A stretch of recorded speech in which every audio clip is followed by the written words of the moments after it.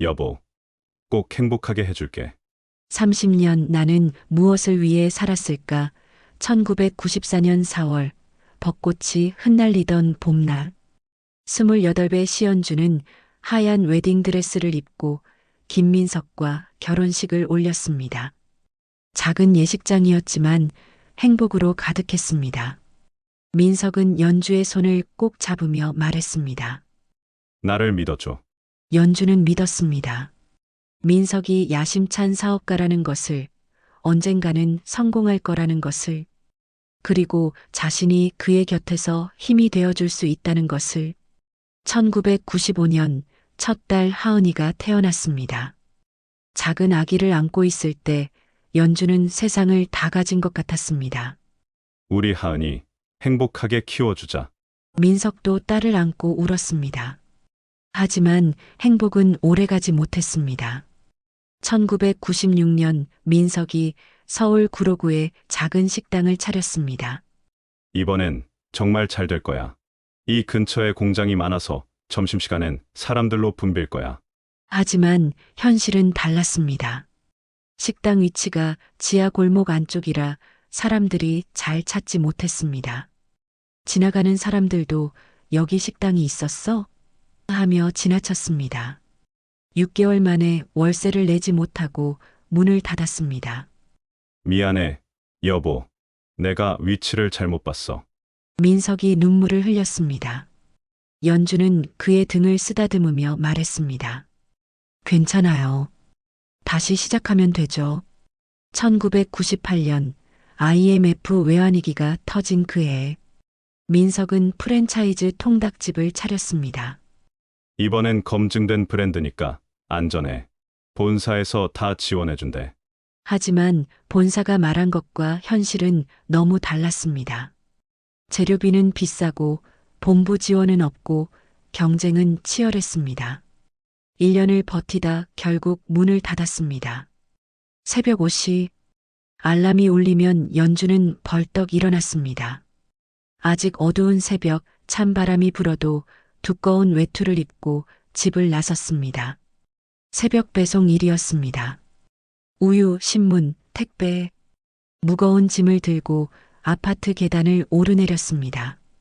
손이 부르트고 겨울엔 동상에 걸렸지만 참았습니다. 오전 9시 새벽 배송이 끝나면 근처 식당으로 달려갔습니다. 기름때가 잔뜩 묻은 그릇들을 하루 종일 닦았습니다. 뜨거운 물에 손이 익어도 허리가 끊어질 것 같아도 쉬지 않았습니다. 오후 2시 설거지가 끝나면 마트로 갔습니다. 계산원 일이었습니다. 하루 종일 서서 물건을 찍고 손님들의 불평을 들었습니다. 아줌마, 왜 이렇게 느려? 포인트 적립 안 됐잖아. 고개를 숙이고 사과했습니다. 저녁 8시 마트 일이 끝나면 모텔로 갔습니다. 청소 일이었습니다. 남들이 쓰고 간 방을 청소하고 침대 시트를 갈고 화장실을 닦았습니다. 집에 돌아오면 밤 11시가 넘었습니다. 엄마, 어디 갔다 와요? 너무 늦게 오잖아요. 어린 하은이가 울먹이며 말했습니다. 연주는 딸을 꼭 안아주며 말했습니다. 엄마가 일 좀 하고 왔어. 우리 하은이 예쁜 옷 사주려고. 거짓말이었습니다.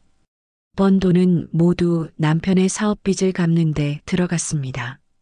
작은 가계부의 연주는 매일 기록했습니다. 1999년 3월 15일 마이너스 새벽 배송 45만 원, 설거지 60만 원, 마트 80만 원, 모텔 청소 50만 원, 합계 235만 원, 생활비 80만 원 제외, 남편 사업자금 155만 원 입금. 2000년 7월 22일 마이너스 이번 달 총 수입 280만 원, 하은이 학원비 30만 원, 생활비 70만 원, 남편 빚상환 180만 원. 숫자 하나하나가 땀과 눈물로 쓰여진 기록이었습니다. 2005년 하은이가 초등학교에 입학했습니다. 다른 아이들은 모두 새 옷, 새 가방을 들고 왔지만 하은이는 친척에게 물려받은 가방을 메고 갔습니다. 엄마, 괜찮아요. 이 가방도 예뻐요. 하은이가 웃으며 말했지만 연주의 가슴은 찢어졌습니다. 민석은 그 사이에도 사업을 포기하지 않았습니다. 온라인 쇼핑몰, 중고차 판매, 부동산 중개, 여러 가지를 시도했지만 번번이 실패했습니다. 미안해, 여보. 조금만 더 버텨줘. 이번엔 정말 잘 될 것 같아. 연주는 한 번도 남편을 원망하지 않았습니다. 대신 더 열심히 일했습니다. 2010년 연주의 손은 이미 나이 든 사람의 손이 되어 있었습니다. 불과 40이 넘은 나이인데 주름살이 가득하고 손톱은 거칠고 손등에는 상처가 많았습니다.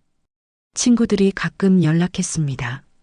연주야, 우리 같이 여행 갈래? 일본 온천 여행인데. 미안해, 나는 일이 있어서. 번번이 거절했습니다. 여행 갈 돈도 시간도 없었습니다. 미용실도 1년에 한 번만 갔습니다. 파마는 엄두도 못 냈습니다. 새 옷을 산 지는 5년이 넘었습니다. 여보, 옷 좀 새로 사. 너무 낡았잖아. 민석이 가끔 말했지만 연주는 웃으며 대답했습니다. 아직 입을 만해요. 돈 아껴야죠. 2015년 하은이가 고등학교에 입학했습니다. 엄마, 나는 꼭 좋은 대학 가서 엄마 편하게 해드릴게요. 딸의 말에 연주는 울컥했습니다. 우리 하은이 그냥 건강하게만 자라줘. 하지만 마음속으로는 간절했습니다. 제발 좋은 대학 가서 이 고생에서 벗어났으면. 2020년 코로나 팬데믹이 터졌습니다. 새벽 배송도 경쟁이 치열해지고 식당도 문을 닫는 곳이 많았습니다. 연주는 더 열심히 일했습니다. 마스크를 쓰고 소독약을 뿌리며 더 많은 시간을 일했습니다. 그해 가을, 민석이 큰 결심을 했습니다. 여보, 나 지방으로 내려갈까 해. 친구 소개로 괜찮은 사업 아이템이 있대. 동업자도 괜찮은 사람이고. 동업자가 누군데요? 이연우 씨야. 30대인데 정말 사업 감각이 뛰어나대. 이번엔 정말 잘 될 것 같아. 이연우. 그때만 해도 연주에게는 그저 고마운 동업자 이름일 뿐이었습니다. 2021년 봄 민석이 지방으로 내려갔습니다. 자주 올라올게. 일주일에 한 번은 꼭 올라올게. 처음 몇 달은 정말 일주일에 한 번씩 올라왔습니다. 그리고 정말로 사업이 잘 되기 시작했습니다. 여보, 이번 달 매출이 5천만 원 넘었어. 정말 잘 되고 있어. 민석의 목소리에 활기가 넘쳤습니다. 연주도 기뻤습니다. 드디어 우리도 잘 살 수 있겠구나. 생활비도 늘어났습니다. 예전에는 한 달에 100만 원 정도 받았는데 이제는 200만 원, 300만 원씩 보내주었습니다. 여보, 이제 당신도 일 그만두고 쉬어. 내가 다 벌 수 있어. 연주는 30년 만에 처음으로 일을 그만뒀습니다. 새벽 배송도 설거지도 마트 계산도 모텔 청소도 모두 그만뒀습니다. 집에서 쉬면서 드라마도 보고 책도 읽고 친구들과 커피도 마셨습니다. 30년 만에 처음 느끼는 여유였습니다. 이제 정말 행복해질 수 있겠구나. 하지만 그것은 폭풍 전의 고요였습니다. 2022년 가을, 뭔가 이상한 조짐이 보이기 시작했습니다. 민석이 서울에 올라오는 횟수가 줄어들었습니다. 일주일에 한 번이던 것이 2주에 한 번이 되고 한 달에 한 번이 되고 결국에는 명절에만 올라왔습니다. 여보, 사업이 너무 바빠서 올라가기 힘들어. 이해해줘. 연주는 이해했습니다. 사업이 잘 되면 바쁜 게 당연하니까. 하지만 마음 한구석이 불안했습니다. 전화 통화도 점점 짧아졌습니다. 여보, 저녁은 먹었어요? 응, 먹었어. 미안한데 지금 회의 중이야. 나중에 다시 전화할게. 끊는 소리가 너무 빨랐습니다. 예전에는 1시간씩 통화하며 서로의 하루를 나눴는데 이제는 5분도 채 통화하지 않았습니다. 2023년 2월 15일. 그날은 연주에게 있어 잊을 수 없는 날이었습니다. 딸 하은이가 연세대학교 경영학과에 합격했습니다. 떨리는 손으로 합격 통지서를 확인한 순간 연주는 눈물이 쏟아졌습니다. 드디어 우리 하은이가 해냈구나. 30년 고생이 헛되지 않았구나. 급히 남편에게 전화를 걸었습니다. 여보, 여보, 우리 하은이가 연세대 붙었어요. 경영학과요. 전화기 너머로 잠시 침묵이 흘렀습니다. 아, 그래. 축하해. 목소리가 너무 건조했습니다. 감정이 없었습니다. 여보, 축하한다는 말이 그게 뭐예요? 우리 딸이 연세대를 붙었다고요. 아, 미안해. 지금 회의 중이야. 정말 바빠. 나중에 꼭 축하해 줄게. 끊을게. 뚝. 전화가 끊어졌습니다. 연주는 멍하니 전화기를 내려다봤습니다. 옆에서 하은이가 물었습니다. 엄마, 아빠가 뭐래요? 아빠가 축하한대. 바빠서 나중에 전화하신대. 하은이의 얼굴이 어두워졌습니다. 예전 같았으면 민석은 어떻게 했을까요? 당장 차를 몰고 서울로 올라와서 딸을 번쩍 안아 올리고 울고 웃었을 것입니다. 하은이 초등학교 입학식 때는 회사 일을 미루고 꼭 참석했던 사람인데 중학교 졸업식 때는 꽃다발을 들고 제일 먼저 왔던 사람인데 무엇이 변한 걸까요? 그날 이후로 연주는 민석의 변화를 더 민감하게 느끼기 시작했습니다. 3월 어느 날 하은이가 아버지에게 전화를 걸었습니다. 아빠, 나 대학 입학 선물로 노트북 사주신다고 하셨잖아요. 아, 그래. 바빠서 깜빡했네. 카드로 사. 카드 번호 문자로 보내줄게. 아빠가 직접 골라주시는 게 좋은데. 미안해, 하은아. 아빠 지금 너무 바빠. 알아서 좋은 거 사. 하은이가 전화를 끊고 울먹였습니다. 엄마, 아빠가 이상해요. 예전 아빠 같지 않아요. 제가 뭘 잘못한 걸까요? 아니야, 하은아. 아빠가 그냥 바빠서 그래.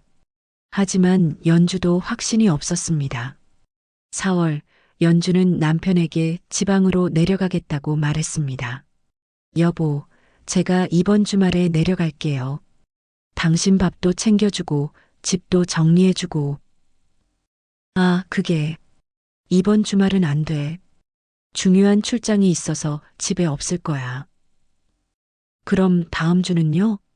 다음 주도 일정이 빡빡해. 그냥 서울에서 편히 쉬어. 내가 알아서 잘 먹고 있으니까. 거절당했습니다. 30년 결혼 생활에서 처음 있는 일이었습니다. 5월 중순 이상한 일이 하나 더 생겼습니다. 민석의 카드 명세서가 집으로 배달되었습니다. 평소라면 연주가 확인하지도 않고 지방으로 바로 보내줬을 텐데 그날은 왠지 펼쳐보고 싶었습니다. 명세서를 펼치는 순간 심장이 쿵 내려앉았습니다. 백화점 유아용품 매장 23만 5천 원, 산부인과 15만 원, 소아과 8만 원, 장난감 가게 42만 원, 베이비 페어 58만 원, 유아용품, 산부인과, 소아과, 손이 떨렸습니다. 이게 대체 무슨 의미인가요? 혹시 동업자에게 아이가 있어서 선물로 사준 건가? 아니면 친척 아이 선물? 하지만 이렇게 많은 금액을 이렇게 자주? 연주는 그날 밤 잠을 이루지 못했습니다. 다음 날 용기를 내서 남편에게 전화했습니다. 여보, 지난달 카드 명세서 봤는데 유아용품이랑 산부인과 내역이 있던데? 잠시 침묵이 흘렀습니다. 아, 그거 동업자 조카 선물 사준 거야. 연우 씨가 조카를 많이 돌봐주거든. 내가 대신 사준 거고. 그런데 왜 이렇게 자주 사줘요? 그리고 산부인과는 왜요? 연우 씨가 조카 아프다고 해서 같이 간 거야. 뭐 그런 것까지 일일이 물어봐야 해? 목소리에 짜증이 섞여 있었습니다. 아니, 그냥 궁금해서. 궁금하면 직접 내려와서 확인하던가. 나 바빠. 끊을게. 뚝. 또 전화가 끊어졌습니다. 연주는 핸드폰을 꽉 쥐었습니다. 남편의 태도가 너무 이상했습니다. 예전에는 이렇게 차갑게 대하지 않았는데 6월 초 연주는 친구 경숙이를 만났습니다. 연주야, 너 요즘 안색이 안 좋아. 무슨 일 있어? 아니야. 그냥 남편이 요즘 너무 바빠서. 남편분이 지방에 있다며? 혹시? 경숙이가 말을 흐렸습니다. 혹시 뭐? 아니야, 아무것도 아니야. 그냥 남편이 지방에 혼자 있으면 외로울 수도 있잖아.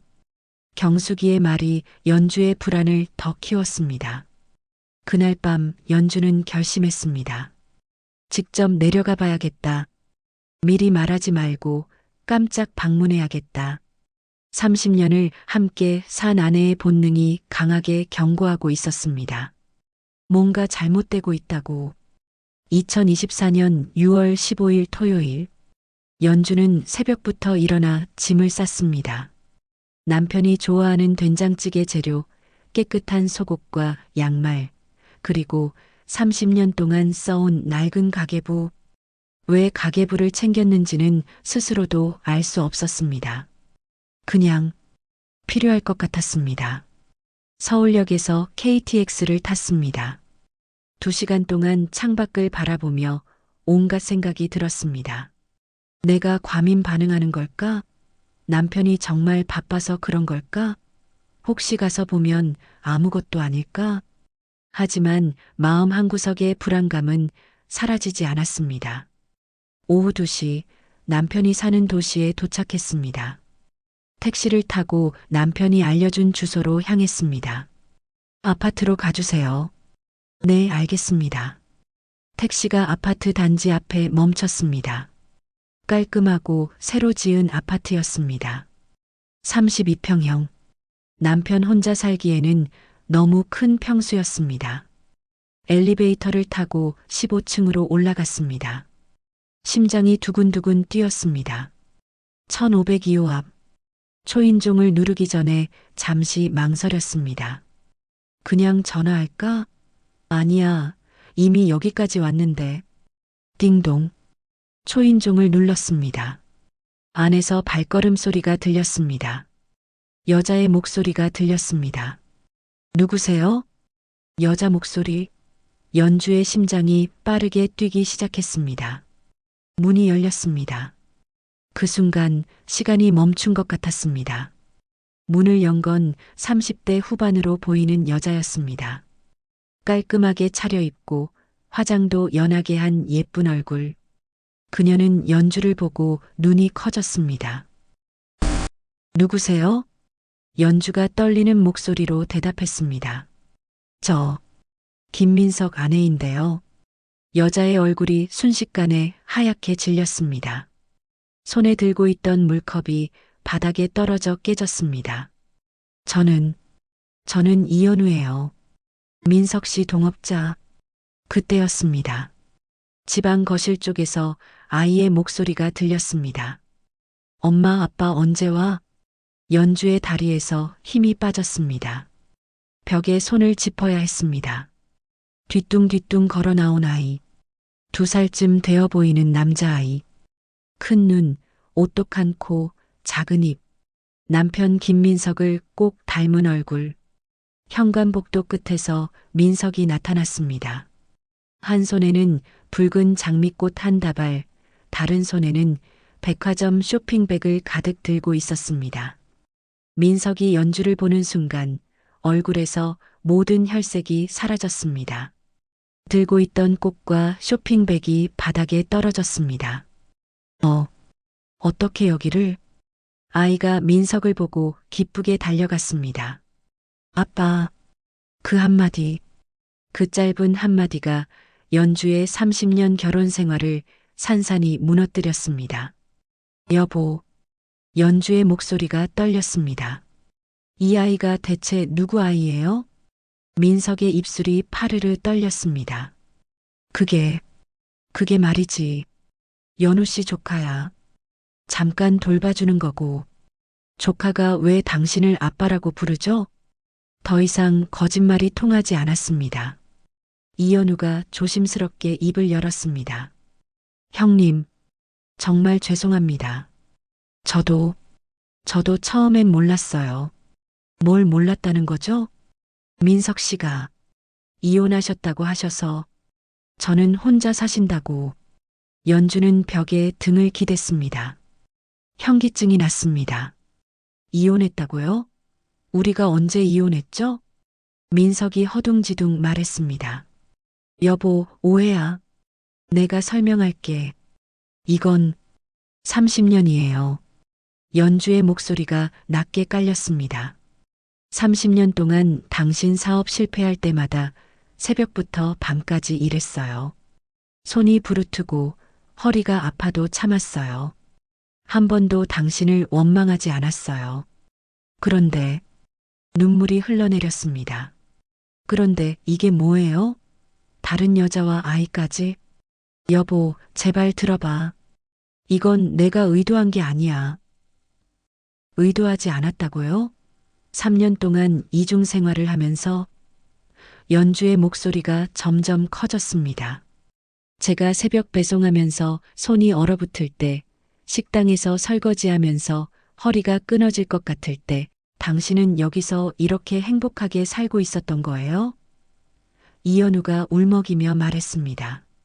형님, 정말 죄송해요.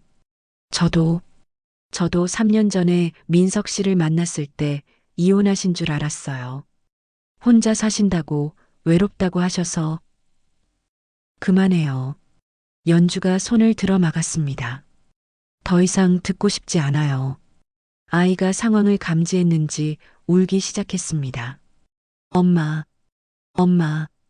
이연우가 아이를 안아 올렸습니다. 연주는 아이를 바라봤습니다. 남편을 닮은 얼굴. 저 아이에게는 아무 죄가 없습니다.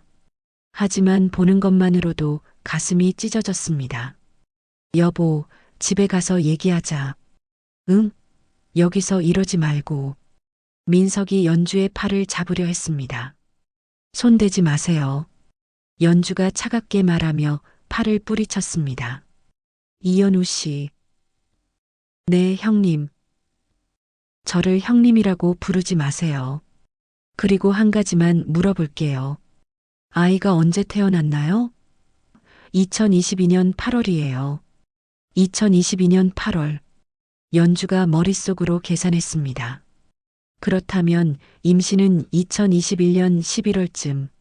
민석이 지방으로 내려간 지 6개월 만이었습니다. 저 아이 이름이 뭐죠? 준우예요. 김준우. 남편의 성을 쓰고 있었습니다. 출생신고까지 한 겁니다. 연주는 더 이상 서 있을 힘이 없었습니다. 현관 신발장에 기대어 주저앉았습니다. 여보, 민석이 다가왔지만 연주는 손을 저었습니다. 가까이 오지 마세요. 제발 가까이 오지 마세요. 잠시 침묵이 흘렀습니다. 연주는 천천히 일어났습니다. 가방을 챙겼습니다. 어디 가려고? 당신이 알 바 아니에요. 여보, 제발 얘기 좀 하자. 내가 설명할게. 설명은 법정에서 하세요. 연주는 돌아서서 엘리베이터로 걸어갔습니다. 여보, 시연주, 잠깐만. 민석의 목소리가 뒤에서 들렸지만 연주는 뒤돌아보지 않았습니다. 엘리베이터 문이 닫혔습니다. 그제야 연주는 무너졌습니다. 엘리베이터 벽에 기대어 흐느꼈습니다. 30년이 뭐였지? 내 인생이 뭐였지? 아파트 입구를 나와 근처 모텔을 찾았습니다. 가장 가까운 곳으로 들어갔습니다. 하룻밤이요. 5만 원입니다. 좁은 방, 오래된 침대. 연주는 침대에 누워 천장을 바라봤습니다. 핸드폰이 계속 울렸습니다. 민석의 전화였습니다. 받지 않았습니다. 문자가 쏟아졌습니다. 여보, 미안해. 제발 전화 좀 받아. 내가 잘못했어. 얘기 좀 하자. 어디 있어? 혼자 있지 말고 집에 가. 모두 무시했습니다. 밤이 깊어갔습니다. 모텔 창문 밖으로 네온 사인이 깜빡였습니다. 연주는 가방에서 낡은 가계부를 꺼냈습니다. 30년간의 기록이 빼곡한 가계부.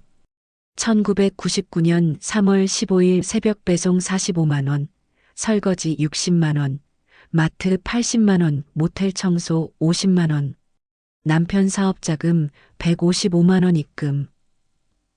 2005년 7월 10일 하은이 학원비 30만 원 때문에 이번 달은 생활비 줄여야 함. 내 옷은 내년에 사기로. 2012년 12월 24일 마이너스 크리스마스인데 일해야 함. 하은이한테 케이크 사주기로. 남편 사업자금 부족하다고 해서 보너스 전액 입금. 한 장 한 장 넘기며 읽었습니다. 눈물이 가계부 위에 떨어져 글씨를 번지게 했습니다. 이게 다 뭐였지? 이 모든 게 무슨 의미였지? 그때 이상한 생각이 들었습니다. 잠깐, 이 가계부가 증거가 될 수 있지 않을까? 30년간 남편 사업을 위해 돈을 댔다는 증거. 연주가 얼마나 헌신했는지 보여주는 증거. 핸드폰을 꺼내 인터넷을 검색했습니다. 이혼 재산분할, 불륜 위자료, 주부 재산분할권 검색 결과가 쏟아졌습니다. 주부도 재산분할 50% 받을 수 있다. 불륜으로 인한 이혼, 위자료 청구 가능. 헌신의 증거가 있다면 유리하게 작용연주는 침대에 일어나 앉았습니다. 핸드폰을 들고 딸 하은이에게 전화를 걸었습니다. 엄마, 어디세요? 아빠한테 전화 왔는데 엄마가 지방에 갔다고. 하은아. 네, 엄마. 엄마가 할 말이 있어. 목소리가 떨렸습니다.